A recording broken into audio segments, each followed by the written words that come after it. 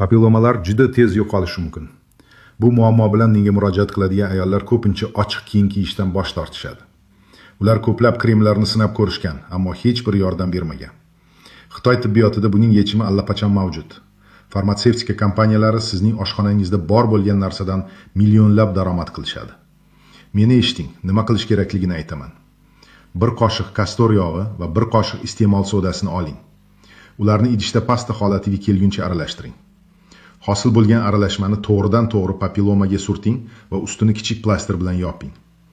Buni bir necha marta takrorlang. Kastor yog'i to'qimalarga chuqur kirib boradi. Soda esa bu o'simtaning asosini yemiradi. Bu vaqt sinovidan o'tgan qadimiy bilimlar. Endi esa hech kim sizga aytmaydigan narsa haqida gaplashamiz. Papillomalar shunchaki paydo bo'lmaydi. Demak, organizmda ichki muvozanat buzilgan. Ko'pincha bu teriga emas, balki organizmning glyukoza va insulin bilan qanday ishlashiga bog'liq. Insulin darajasi ko'tarilganda modda almashinuvi buziladi. To'qimalarning o'sishi kuchayadi va mana shunday o'simtalar paydo bo'ladi. Siz ulardan tashqi tomondan qutulishingiz mumkin, ammo ichki sabab bartaraf etilmas ekan, ular yana qaytaveradi. Albatta obuna bo'ling. Tez orada yuzlab insonlarga yordam bergan o'z tajribam bilan bo'lishaman. Unda men to'g'ri ovqatlanish va tana bilan ishlash orqali qanday qilib insulinga bo'lgan sezuvchanlikni tiklash va oqibatlarni emas, sabablarni yo'qotishni o'rgataman.